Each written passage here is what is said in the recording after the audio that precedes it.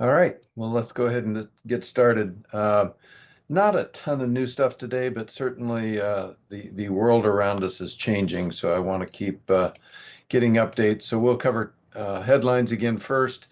Utility rebates, of course, always still a factor. Inflation Reduction Act update, we do have a little bit of new information there. A2L updates continues to be an interesting challenge for us. And of course, tariffs we'll dive into actually first. So this week, the Trump administration and China came to an agreement on a 90-day pause. So our 145% tariffs will fall to 30% for 90 days. So basically, what that means is our 10% baseline tariff and then the 20% that Trump put in place to punish Beijing for fentanyl are still there. Whereas the tariffs on American goods going that direction went from 125 to 10. And again, it's 90 days. Um, you can see the Treasury Secretary there in the third bullet. Um, uh, States that neither side wants this to happen. They're just trying to find ways to not do it. So hopefully in 90 days they can get it figured out and we can take a little pressure off. But the tariffs on the other countries did not change. And as a reminder, there's universal 10%, which is on almost all goods.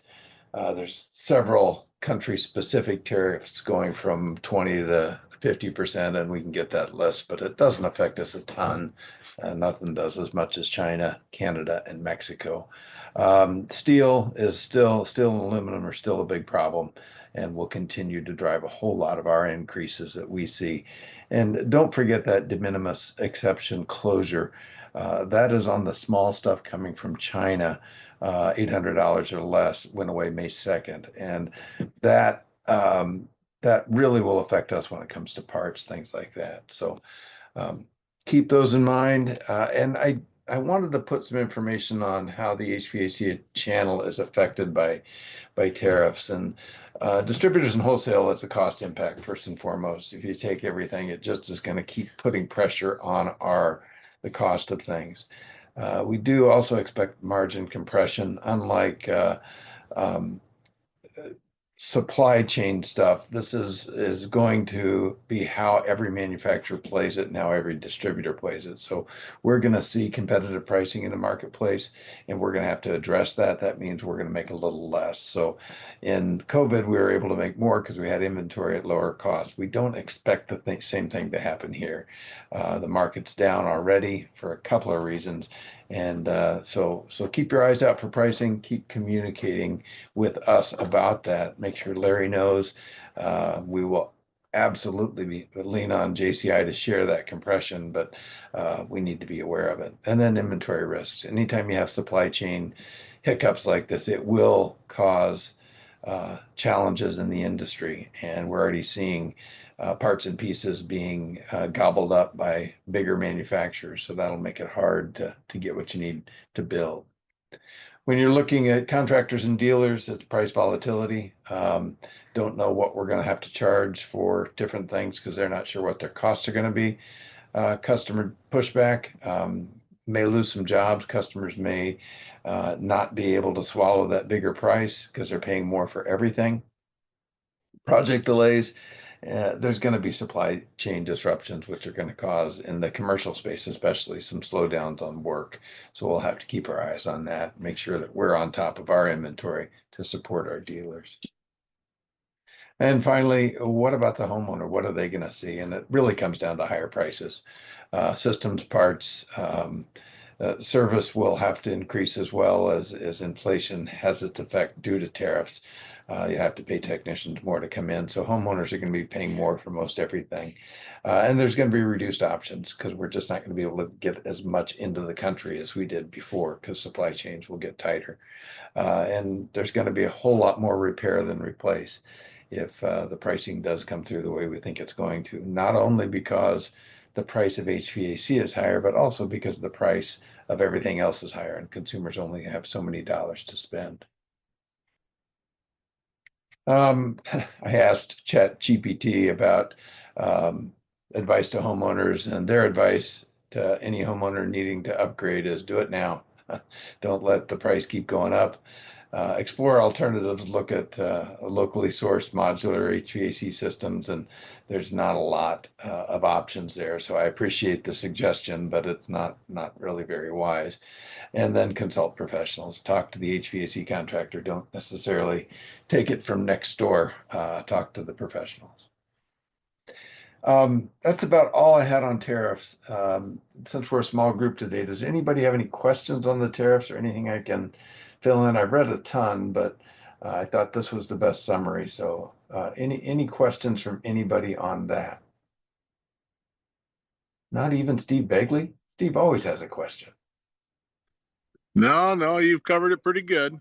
All right. Well, that's good to hear, Steve. If you say I did okay, then I probably did. So, all right. Well, let's move on. I wanted to call these two zero-based regulatory budgeting and the direct repeal of unlawful regulations. These two April executive orders are pretty important to us. They would allow a lot of what's been done by the DOE and the EPA to be trashed.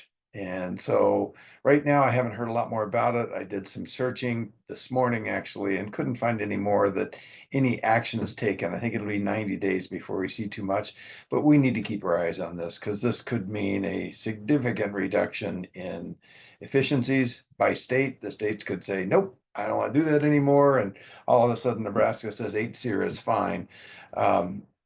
Hasn't happened, but it could, is the most liberal interpretation of some of these actions. So, and by liberal, I mean, well, never mind. I don't want to go into that. But anyway, it's going to be very interesting to watch, and I will keep my eyes on it and keep updating it in this meeting because it could get frustrating. GWP and recession right now, due to the Trump administration coming to terms with the Chinese for 90 days, all the majors are suggesting a less chance of recession, which is a very good thing. Because a week ago, I would have said that most everybody was predicting that we would get there in the next quarter or two. Right now, there's some reducing projections. So right in that 25 to 35% range that the major trading houses are saying that's our likelihood of a recession is 25 to 35%. So it's going the right direction. Hopefully, cooler heads will prevail and we won't tariff our way into recession. But as of right now, looking better. I talked about a pause in IRA funding on the executive order and homes in here. It looks like there's progress being made, and I'll talk about the rebates in a minute, and certainly the tax credits, will review that again, but the map has not changed. However, I did dig a little deeper into Illinois and Iowa and Missouri, and Iowa and Missouri haven't changed much, but Illinois did post this, which is a little different, and they said that 100% of their rebate funds will go to low-income houses. So that is 80% of the median area income. And if you look, I've built that out for Rock Island County in Illinois. The median income is $66,768. And 80% of that's that $53,414. So now, going backwards, Energy Star is required for this program, which Energy Star is going away, so it's going to be a little bit fuzzy.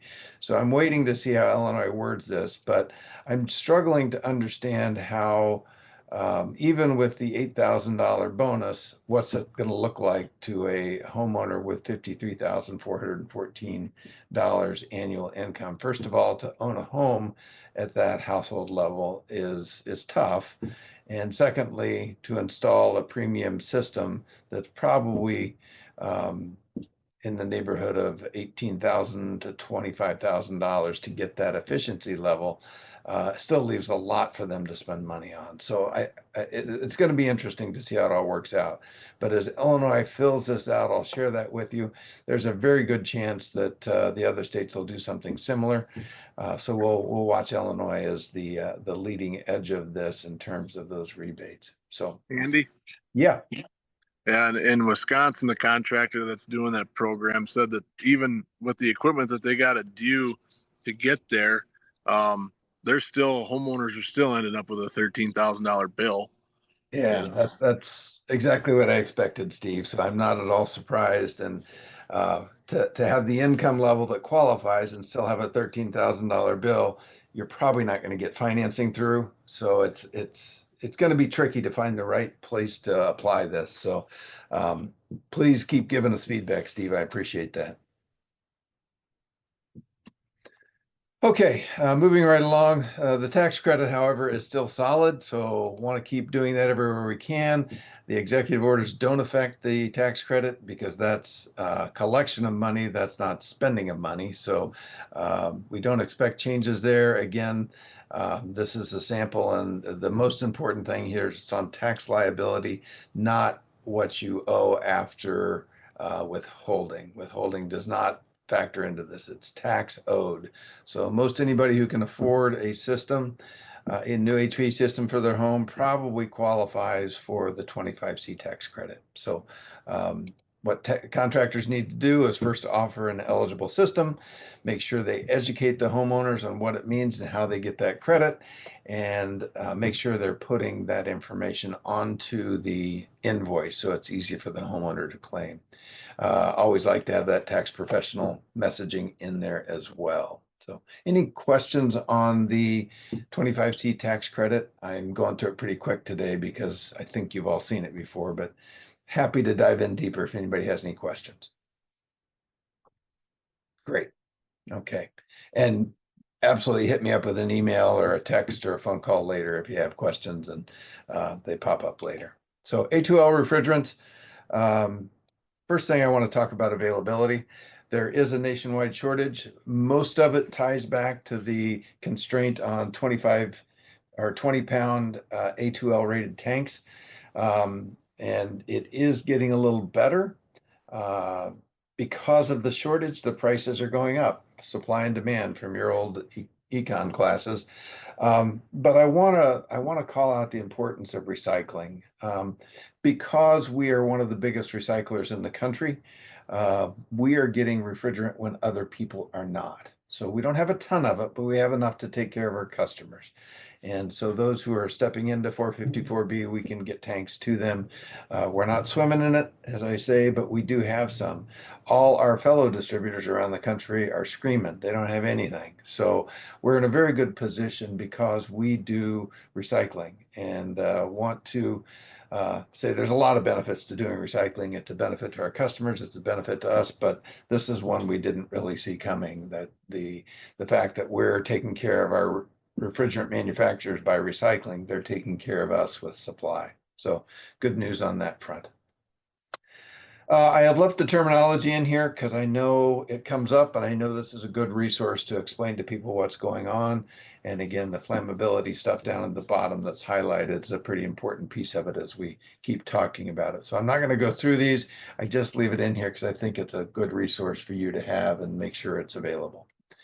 Again, not that I need to go through ozone depletion and global warming potential again, but it's important to have this information and make sure contractors understand it. So when they're explaining to the homeowner that, yeah, R22 went away because of this and 454B is coming in because of this. And it's good to make sure that's clear. And as the EPA is gutted, we'll watch these very carefully and see how they play out. Again, another one, I'm leaving the slide in here to make sure you can explain toxicity and flammability and talk about the levels of flammability, A1 versus A2L and what causes that.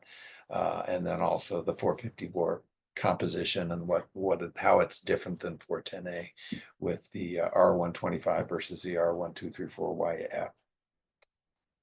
I left this in again because it's just really getting down to the flammability limits, and you'll hear contractors still to this day say that 454B is mostly propane. It is not. It's a very different chemical makeup, and its flammability is significantly less than propane. So if you're used to lighting your grill and see it explode, it's a little scary to think about refrigerant doing the same thing. Well, the flammability factors when it comes down to the actual ways we measure flammability by how easily it lights, how much energy it puts off, how much energy it takes to light it, and how much how fast it crosses across the space. All those are the factors that make things flammable, make gases flammable. And refrigerant, in this case, 454B, is a lot less flammable than propane, and this slide explains that very well. What's new, what's the same? It really comes down to using the right tools, making sure you're safe, and finally that refrigerant detection system of some kind. Again, that's about concentration, either for suffocation or for fire risk. And if you have a bigger space and you're circulating that refrigerant, it's pretty small risk when it comes right down to it. We don't really have a problem. And that's what the detection system do. They circulate the air through. If you concentrate that all into one room, or all the refrigerant from that space into one room, very high chance of fire, very high chance of suffocation. Somebody laying on the bed would not have oxygen because it'd be forced up in the room. So those are the things we have to be aware of. And with the refrigerant detection system, we can use the entire space that is being heated or cooled as our square footage to determine whether or not we need some other, or whether it's acceptable to put it in. Whereas if we're not using the refrigerant detection system, we've got to use the smallest room where that heating air conditioning is being dispersed, because it all could go into that one space.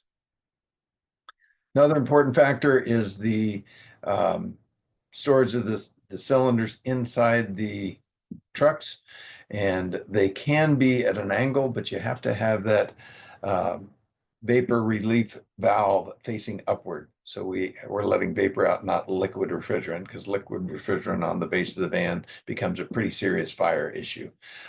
These cylinders, unlike our other ones before this, are multi-use pressure relief valves, meaning they'll burp a little refrigerant out as opposed to blowing and just being open at that point.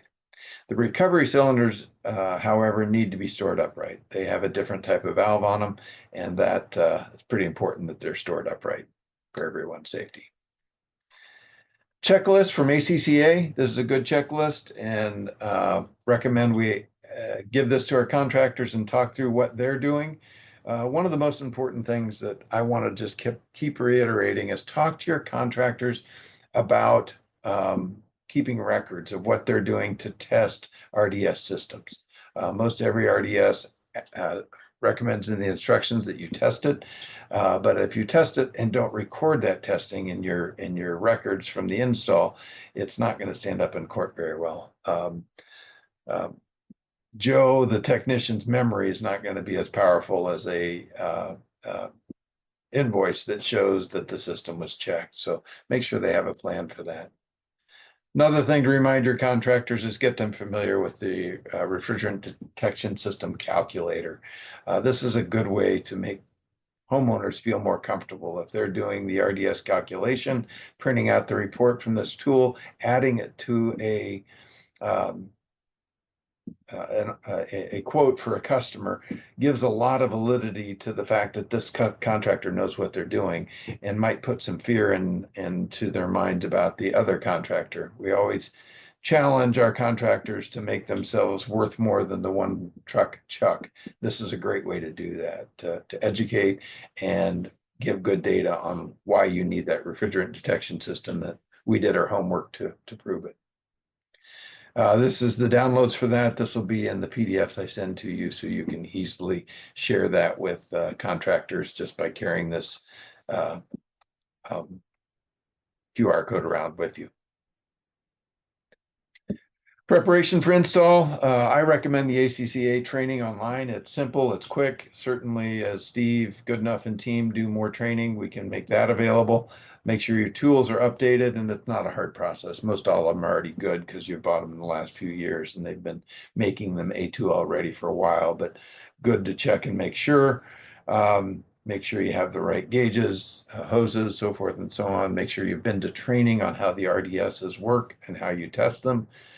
Make sure you incorporate all the processes, checklists, and testing. And then I still recommend understanding ASHRAE 15.2. Somebody in your company as a contractor should be reading that document. It's hefty.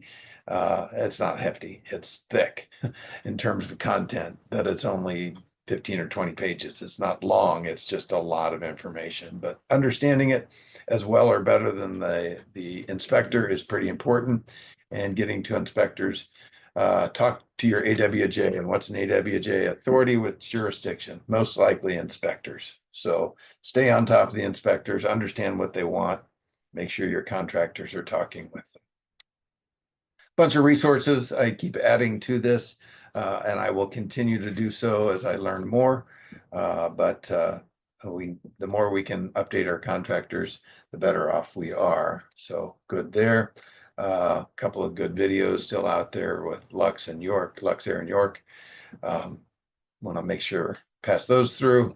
And that is all I have for today. Anybody have a question or a comment or a thought?